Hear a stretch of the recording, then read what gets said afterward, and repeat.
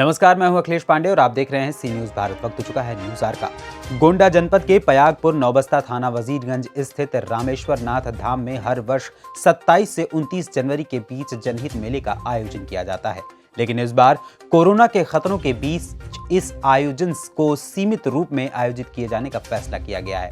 इस मेले की शुरुआत 5 कुंडली हवन यज्ञ से देवताओं का आवाहन करके की गई थी। इसके साथ ही आम जनमानस की सहायता के लिए मेले में नाना प्रकार की सुविधाओं से युक्त आवश्यक कैंपों का आयोजन भी किया गया। इस अवसर पर मेला प्रबंधक डॉक्टर दीपेंद्र सिन्हा एवं उनकी बहन डॉक्टर आरती श्रीवास्तव और भूतपूर्व प्रधान नौबस्ता डॉक्टर आनंदिता रजत मुख्य रूप से उपस्थित रहे।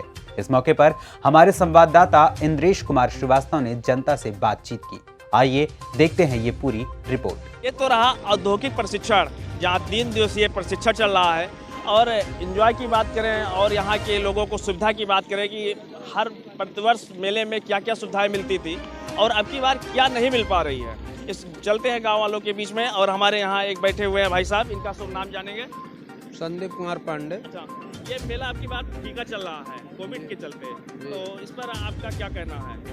कोविड कोरोना काल जो ये चल रहा है, महामारी का समय है, इसलिए इस बार मेले को बहुत ही सीमित दायरे में किया गया है। मेले में क्या क्या सुविधाएं आप गांव वालों को दिलवाते थे? वैसे तो गैस कनेक्शन फ्री होता था, विद्युत कनेक्शन फ्री होता था, लोकवाणी केंद्र फ्री निःशुल्क चलती थी, कानूनी सलाह में हम अधिवक्ताओं के द्वारा निःशुल्क सलाह दी जाती थी, और बहुत सारी योजनाएं जो भी सरकार के द्वारा चलाई जाती हैं वो सारी योजनाओं का लाभ यहाँ पर दिया जाता था। ये सब सुविधाएं अब की बार नहीं मिल पा रही हैं, आप कैसा महसूस कर रहे हैं? इससे हमको बहुत ही दुख है और बहुत ही लोगों को कष्ट हो रहा है कि ये सुविधाएं से वंचित हो रहे हैं इस बार मेले में। आइए चलते हैं दूसरे ग्रामीण के पास और देखेंगे क्या बता रहे हैं हमारे भाई साहब, और जो है इनसे लेते हैं कि कौन कौन सी सुविधाएं मिलती थी और अब की बार क्या नहीं मिल रहा है। भाई साहब, इस मेले में कौन कौन सी सुविधाएं मिलती थी यहाँ पर? इस मेले में 17-18 कैंप लगते थे। पहला कैंप था हमारा स्वास्थ्य मेला। स्वास्थ्य में फ्री दवा वितरण होती थी।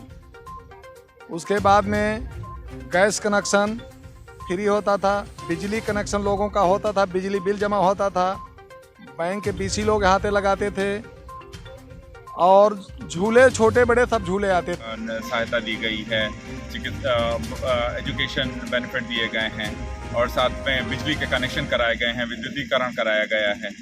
और ये गांव में ही पहले एक कोल फैक्ट्री लगाई गई थी, अब दूसरा LED प्लांट भी लगाया गया है कि जिससे बच्चों को सिर्फ खेती पे ही ना निर्भर करना पड़े, उनको साथ साथ कोई और आय, तकनीकी आय का भी एक साधन रहे। जी, इन ग्राम सभा के लोगों को लगभग कितना संख्या में रोजगार आप दे रखे हैं?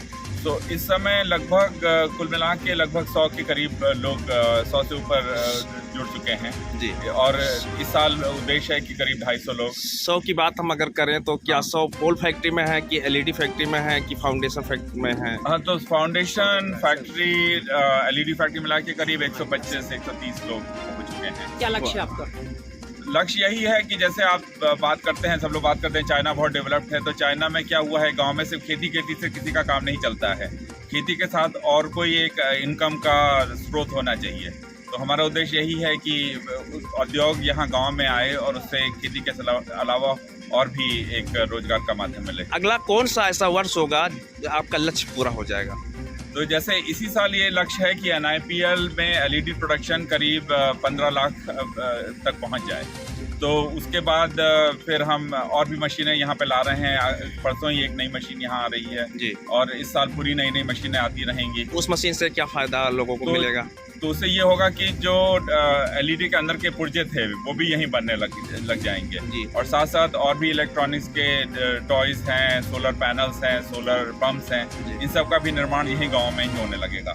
तो हमें ये चाहिए, अगर भगवान ने चाहा कि एक इंडस्ट्रियल हब, इलेक्ट्रॉनिक हब ये गांव के बीच में ही बन जाए।